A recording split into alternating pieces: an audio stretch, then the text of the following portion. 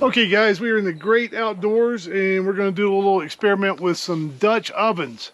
And what I've got here is the standard Lodge cast iron Dutch oven. This is a camp model. And it's got a rim around the lid which can hold charcoal briquettes.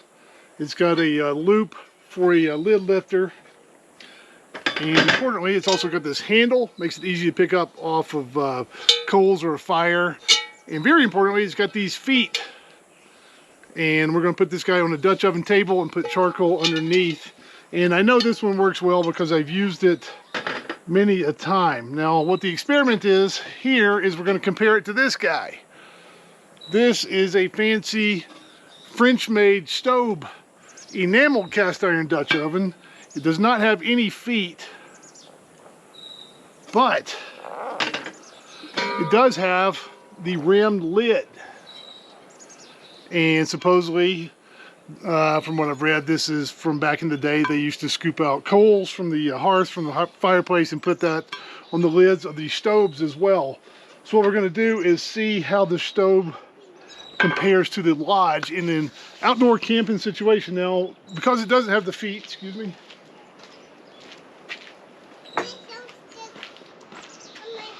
what I'm going to do is use this Lodge lid rest, and what I hope to do is put this on the Dutch oven table and this on top of that and lift it up and get the coals underneath. And what we're going to do today is the standard camping 101 Dutch oven cobbler. Cans of peaches, cake mix, some butter and cinnamon. Dump it all in and see how it goes. So let's get started. Make sure.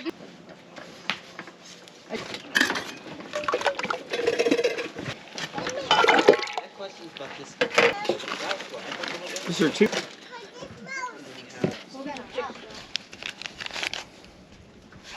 Water, and then put it on there.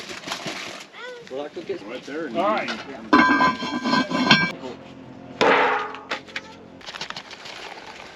Water, and then put it on there.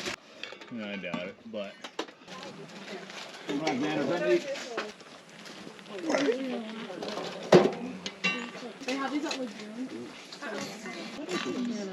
Okay.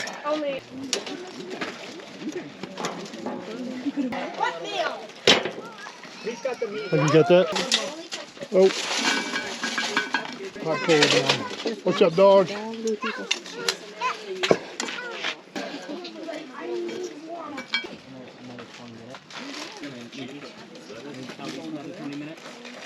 Found it at DI or they were. Yeah, I would do like 10 minutes. Straight up. Ooh, you think it's done?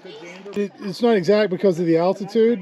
So that one doesn't look done. I need more coals on that one.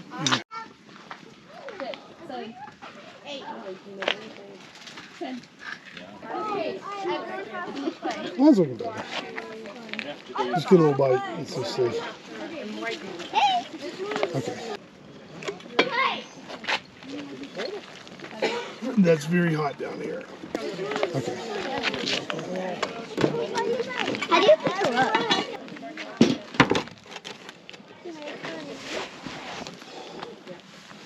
All right, let's see if this one's done. I'm going to call this one pretty close. I'm going to call it.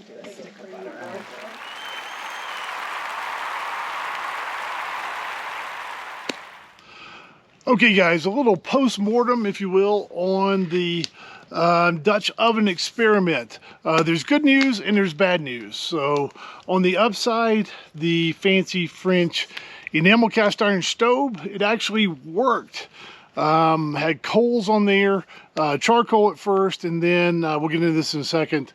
Eventually had to put some coals from the fire on there, and it did not damage the enamel, and it actually worked fairly well. On the downside, there is a learning curve. So I'm going to say that the Lodge dedicated camp Dutch oven actually worked better. The Staub worked okay. And I think the feet on that Lodge are a little bit more optimized for the size or the thickness of charcoal. And what I ran into is that there's a couple of problems actually. First is altitude. If you go by the book, and I don't see the book around here, but there is a cookbook around here that tells you the temperature you want to cook at, the number of briquettes to put on the bottom of a Dutch oven, the number to put on top. That does not work for higher altitude. So the book said to cook at 350, I needed 8 coals on the bottom and 16 on top. I went 10 and 20, and that still was not hot enough. And the problem here is the altitude. There's just not enough oxygen up here, believe it or not. And I think the charcoal does not burn quite as hot at this altitude as it does lower down where there's plenty of oxygen. Second point there is that water actually boils at a lower temperature up here. And I did a little experiment here, just some high school chemistry or physics here. And water here boils at 198 degrees. And if you're at sea level, it's 212, so we're 14 degrees different. That actually makes a difference as far as things getting done and cooking time, and especially with the Dutch oven cobbler, with the juice from the peaches and the heavy syrup that boils, but it doesn't boil at 212. It boils at 198, and that really does affect cooking time. So what I ran into with both Dutch ovens is that it took longer for the cobbler to get done. With the Lodge Camp Dutch oven, it took about an hour, and with the Staub, it took about an hour and a half. And 2 reasons the Staub took longer. I put the Staub on that lid rest, and it's a little bit higher up than the legs are on that Lodge Camp Dutch oven, and I think there was more airflow and I needed more charcoal underneath. It's also a little bit taller, and it was a little bit tougher to get the top of that cobbler done with the taller Dutch oven. However, though, it's just a learning curve. It still worked in the end. What I ran into, though, is that my charcoal briquettes, those kind of petered out around 55 minutes or so, and I didn't have a second batch going, and I needed to cook the Dutch ovens longer, both of them. So what I ended up doing is just scooping some coals out of the campfire, and that actually worked fairly well. And both with the briquettes and with the coals from the campfire, the enameled cast iron stove worked very well. So it didn't damage the enamel. I guess on the downside, you don't have the big loop handle where you can use the lid lifter, and I had to obviously wear gloves to take the lid off of there, but it actually worked though. So the dedicated camp Dutch ovens worked better. The stove worked pretty well though, and once I get over the learning curve and figure out the right amount of charcoal to use, I think it is a good second or third Dutch oven to bring along. I think the camp Dutch ovens work better, but that stove is okay.